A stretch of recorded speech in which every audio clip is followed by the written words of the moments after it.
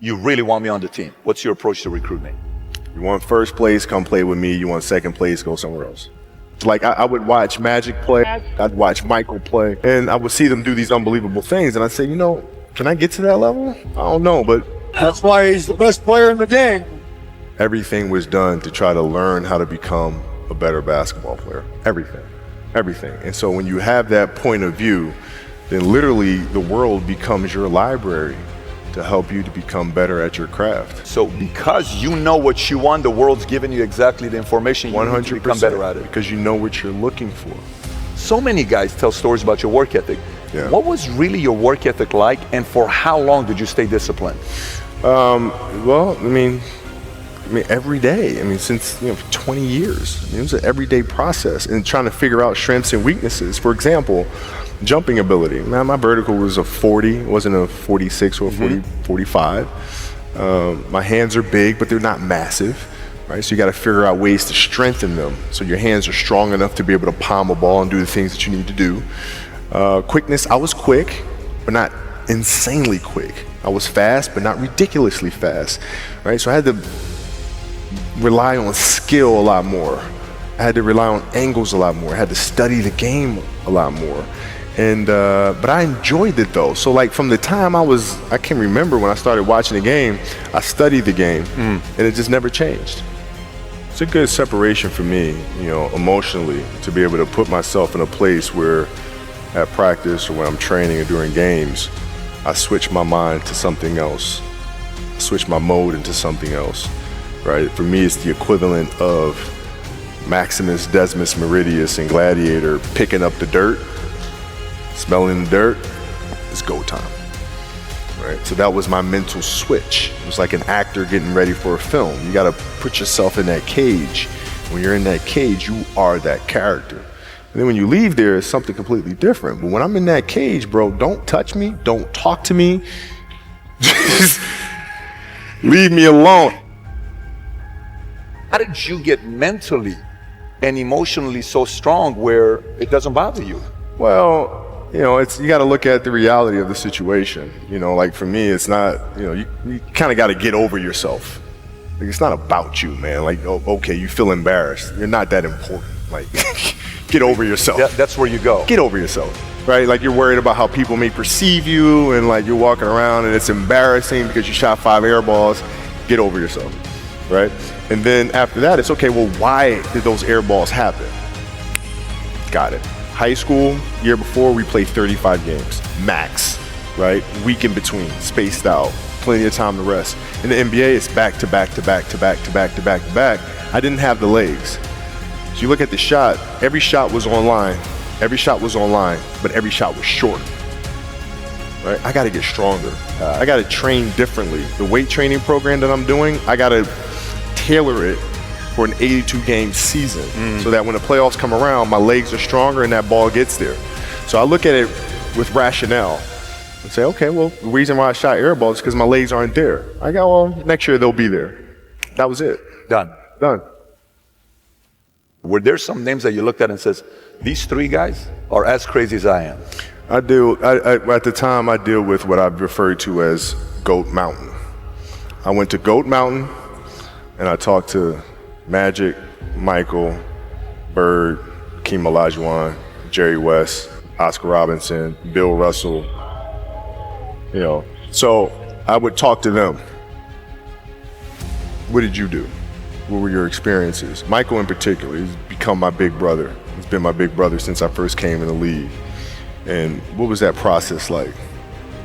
So I went to them and started understanding the ins and outs of the game, and how they approach things and their level of detail and obsessiveness, and that's what I did. The players that had that passion but weren't willing to commit their entire lives to doing that, right? It's a choice, right? You have other things, you have family, you have all these other things that you have to do.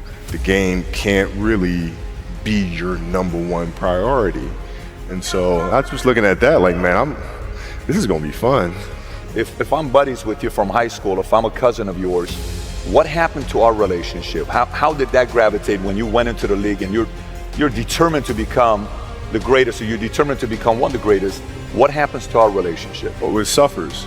It does suffer. Oh yeah. Okay. Yeah, because And you understood that. You were okay yeah. with that. Well, yeah, and the people that love you, like friends and family, like they know that about you.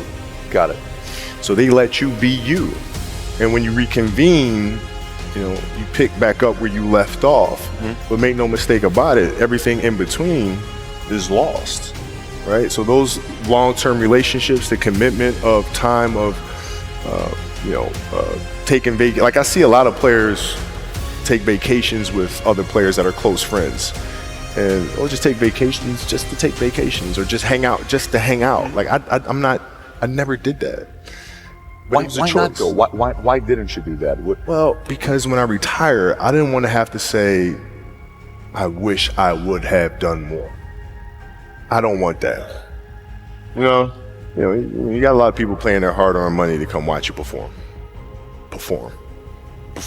It's your job to be in shape. It's your job to be strong enough to perform at that level every single night. And as a competitor, I'm not ducking shit. Like, it's not, oh my God, my back hurts, I'm sore, we got to play Vince Carter and Toronto Raptors tonight. We actually had this happen. We had a game against Toronto in 2000, and Vince was tearing the league up. My back was jacked. But like the perception of that, like what? Kobe's missing the game against Toronto, Vince Carter, because my back was really spasming. But people will be like, what? Oh, he's ducking Vince. Excuse me? No, I don't think so. So I would be in the layup line like, okay, there's a lot of days where, you can rest and recover. Today ain't one of them. Your back can bother you any other day. That shit ain't bothering me today. Wow. He gonna have to see me man. today. Yeah. Oh man. Yeah. If you're looking at a big investments you got to make, what is the decision-making process there? Do you call? Is there first you do your own research? You take this much time. You call an advisor. Is there a system you No, follow? it's pretty simple for me. It's do you understand the business? Is it a business that you can help in some form or fashion? What are the barriers of entry to that business?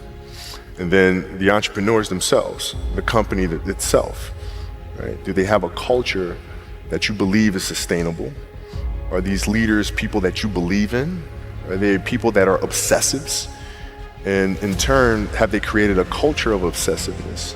So I tend to look at those 4 factors, and that's it. That's big right there, by the way. I don't know if you guys caught that right there. That's pretty massive right there. Same determination. What's your current work schedule look like today? It's different because I personally am not writing every word of the novels.